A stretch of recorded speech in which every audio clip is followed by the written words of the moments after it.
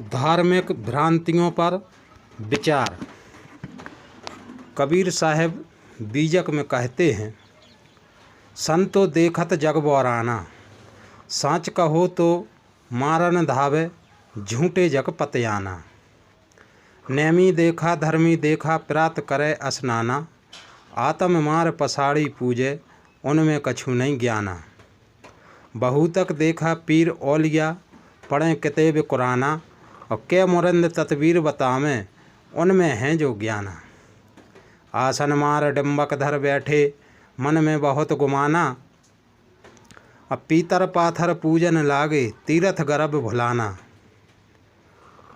माला पहरें टोपी पहरें, छाप तिलक अनुमाना, और साखी शब्द गावत भूले, आत्म खबर न जाना। संतो देखत जग बौराना, साँच कहो तो मारन धावे, झूठे जग पतयाना। हिंदू कहे मोहे राम प्यारा, तुर्क कहे रहीमाना, आपस में दो लड़ मर गए, मरम काहू ने नहीं जाना। घर घर मंत्र देत फिरत हैं, महिमा के अभिमाना, गुरु सहित शिष्य सब डूबे, अंतकाल पछताना। कहें कबीर सुनो हो संतो, ई सब भरम भुलाना, अक्के तक कहूँ कहा नहीं माने, सहजे सहज समाना। संतो देखत जग बौराना, साँच कहो तो मारन धावे, झूठे जग पतयाना। तो कबीर साहब कहते हैं, एक पागल खाने में यदि होश वाला आदमी पहुंच जाए तो उसे जो अनुभव होगा वही अनुभव कबीर जैसे निर्लेप तथा प्रबुद्ध संत पुरुष को इस संसार में आकर होगा।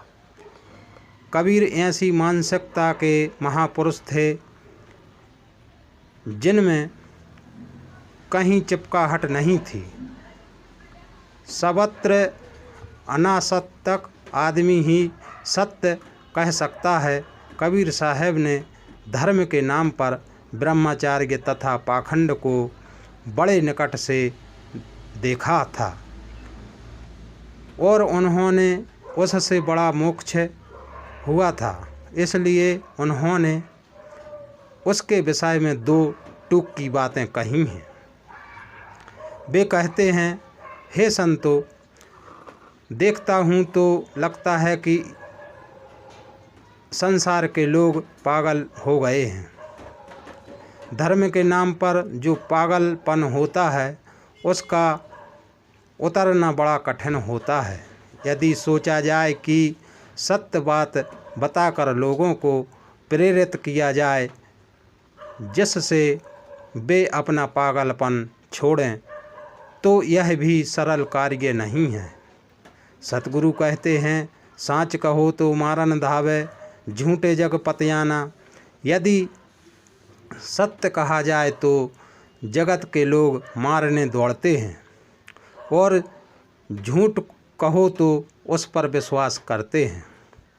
सदाचार तथा नैतिकता से हटकर जितना कुछ संप्रदायों में बताया जाता है उसमें अधिक झूठ तथा अंधविश्वास होता है। ईश्वर का भेजा कोई मनुष्य, पैगंबर, ईश्वर पुत्र तथा अवतार ऐसे बताते हैं।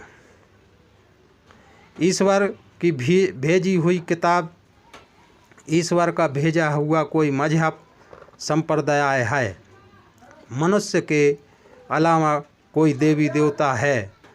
नदियों तीर्थों आदि में नहाने से पाप कटते हैं। मनुष्य के अपने आप के विवेक, श्रम एवं साधन के अलावा कोई उसका दूसरा उद्धारक नहीं है। ये सारी बातें झूठी हैं। जो संत लोग कहते हैं कि परमात्मा के भेजे हुए हैं, कोई संत कोई किताब कहता है, कोई अपने आप को कहता है कि हम ही वो अवतार लेके आए हैं, ऐसा कुछ नहीं है। ये सारी बातें झूठी हैं। सद्गुरु भी केवल प्रेरक उद्धारक नहीं, परंतु ये सारी बातें कहीं जाएं तो बहुत से लोग परेशान हो जाएंगे। धार्मिक कहलाने वालों का मन चमत्कारों का पक्षधर हो गया है, परंतु सारे चमत्कार झूठे हैं। कोई ईश्वर या देवी देवता अपने भक्तों के पाप कर्मों को माफ़ कर देता है, यह धारणा झूठी तो है ही, पाप बढ़ाने वाली भी है। ऐसी बहुत सी बातें हैं जिन्हें समझाना बहुत ज़रूरी है, परंतु लोग जड़ी भूत हैं, समझना नहीं चाहते। नेमी देखा धर्मी देखा, प्रात करे स्नाना, आत्ममाण पसारी पूजे, उनमें कछु नहीं ज्ञाना। विचारिए जरा, नियम धर्म प्रातः स्नान का क्या अर्थ हुआ? जब जीव को मारकर निर्जीव की पूजा की गई, सब जानते हैं कि माने गए सारे देवी देवता निर्जीव पत्थर हैं या मन की कल्पना है, फिर भी उनकी पूजा में जीव मारे जाते हैं। जीव मारकर निर्जीव की पूजा, इससे अधिक पागलपन और क्या हो सकता है? जंगली मूढ़ों से लेकर शहरी विद्वानों एवं पंडितों तक में यह भ्रम छाया है कि देव पूजा में जीववध पाप तो है ही नहीं, अपितु पुण्य है। सतगुरु कहते हैं कि इनमें कुछ भी ज्ञान नहीं है। यही बात पीर औलिया की है, किताब कुरान पढ़ने वालों की है। निहत रहम करने वाले अल्लाह को खुश करने के लिए निहायत बेरहमी का काम, कुर्बानी के नाम पर मूक पशुओं की हत्या, हज के समय मक्का में लाखों जानवर अल्लाह को खुश करने के लिए उनके बंदों द्वारा मार दिए जाते हैं। भारत में ही बकर ईद जैसे धर्म के त्यौहार में लाखों बकरे आदि जानवरों के गले पर खुदा के बंदों द्वारा छुरी रेत दी जाती है। उनके पीर औलिया खुदा से मिलने के लिए यही रास्ता बताते हैं। अल्लाह और जन्नत स्वर्ग की कल्पना भी काबिले गौर है। अल्लाह ने साफ पाक रूह यानी जीवों को दुनिया में भेज दिया, किसी को कोड़ी तथा किसी को सर्वज्ञ संपन्न बनाकर, किसी को दाने दाने के लिए मोहताज तथा किसी को अरबपति बनाकर, किसी को अट्टगमार तथा किसी को बुद्धि बनाकर।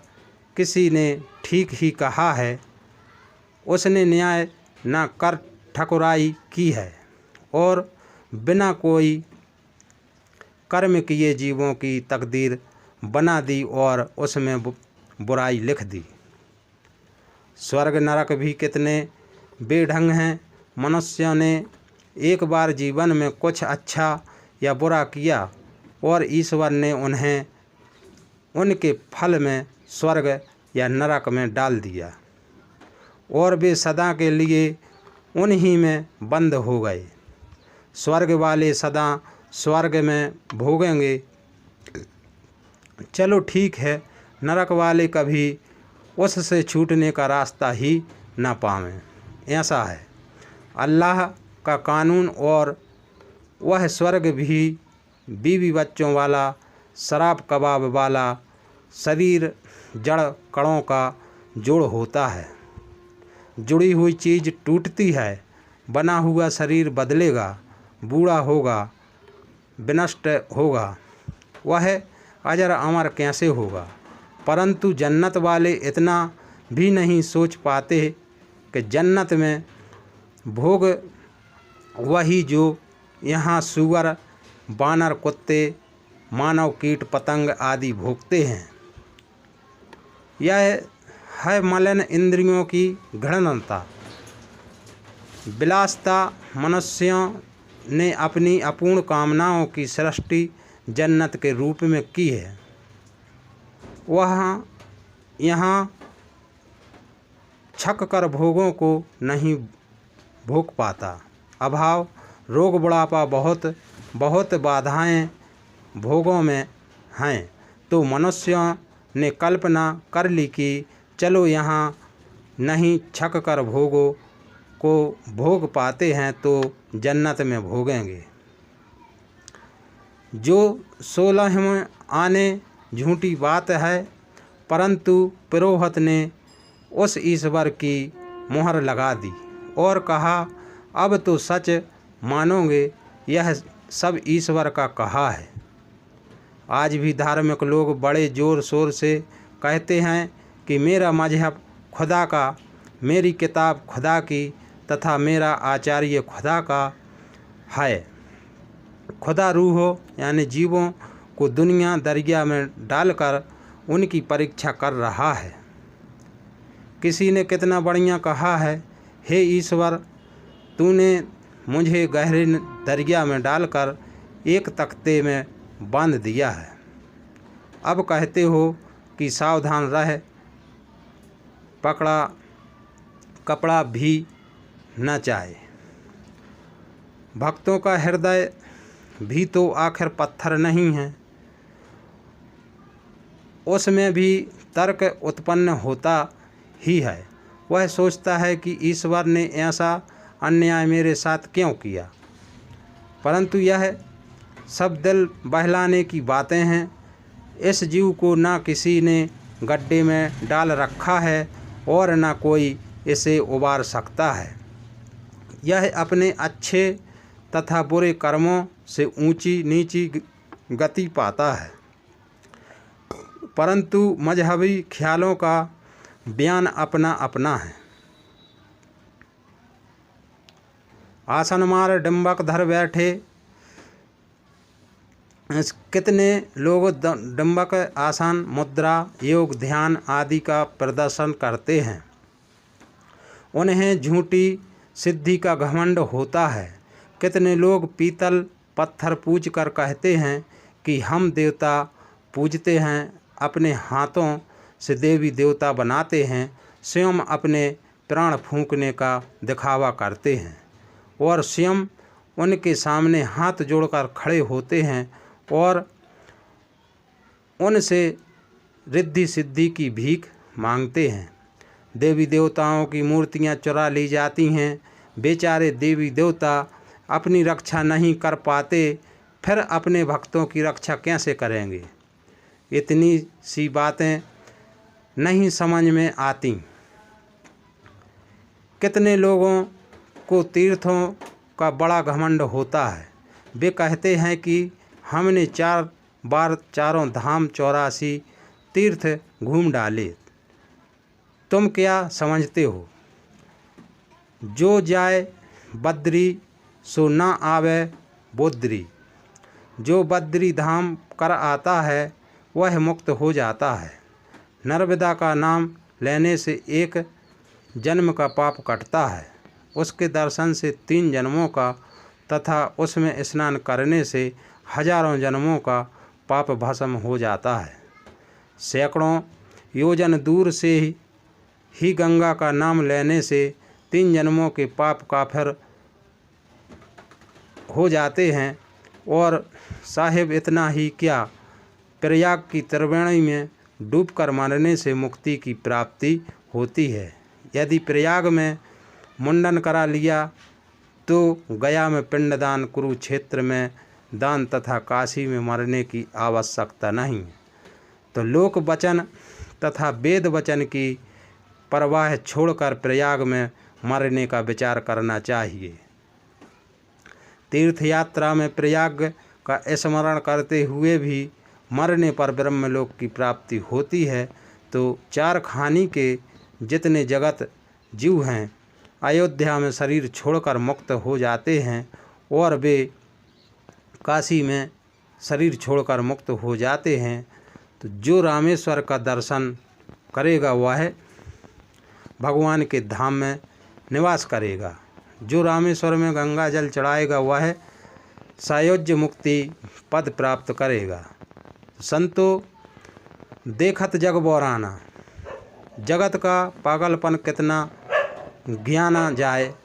पंडित पुरोहित की ऐसी ऐसी वीरताएं की बातें सुनकर लोग तीर्थ गर्भ भुलाना चरितार्थ करते हैं। मुक्ति जो आत्मज्ञान तथा वासनातीत की दशा है, जो आपित काम, पूर्ण काम, निष्काम, अकाम की अवस्था है, उसे पुरोहित लोग पान तमाकू के भाव बेच रहे हैं। इतने सस्ते नुक्से हद हो गई। टोपी पहरें, माला पहरें, ऐसे भी लोग हैं जो एक विशेष प्रकार की टोपी पहनते हैं, खूब माला पहनते हैं, माला पहरी चार देह भर में छाप लगाते हैं, नाना प्रकार के तिलक करते हैं, साखी शब्द भी खूब गाते हैं, परंतु वे यह नहीं जानते कि मैं कौन हूँ। भेष और वाणी का आडंबर खूब बढ़ गया, परंतु स्वरूप ज्ञान आत्मज्ञान के नाम पर कोरे के कोरे हैं। वे स्मरणीय बरक में लिपटी हुई मिट्टी की मिठाई की तरह हैं। घमंड है उनको साधु योगी महंत होने का, और घमंड है उनको गुरुवाणी तथा संतवाणी कंठ होने का, परंतु तथ्य बोध से रहित निरंतर हीरे का वर्णन करते हुए कंकर बटोरते हैं। यह पागलपन नहीं है तो क्या है। हिंदू कहे मोहे राम प्यारा, तुर्क कहे रहीमाना, ज़्यादातर झगड़े हर तरफ के फेर में हैं। कोई कहता है कि हम राम मानते हैं और कोई कहता है कि हम रहमान मानते हैं। क्या हुआ शब्दों के अंतर से दोनों को एक ही बात कहते हैं, पानी पिए या वाटर, आब पियो या जल। क्या फर्क पड़ता है, राम हो या रहीम। इससे जो कुछ ध्वनित होता है वह जड़ से भिन्न चेतन सत्ता है। चेतन केवल चेतन है, नामांतर से उसमें कोई अंतर नहीं आता। फर्क तर्ज इदावत से हम लड़ते हैं, नाम और पूजा के तरीके अलग हैं, इसलिए हम सत्य को भिन्न मान लेते हैं। यह भी पागलपन नहीं है तो क्या है।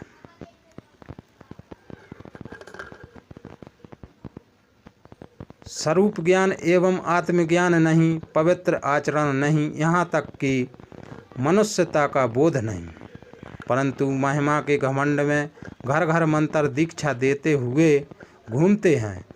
अपने तन की सुध नहीं, शिष्य करण की आस। ऐसे गुरुओं की दशा क्या होगी।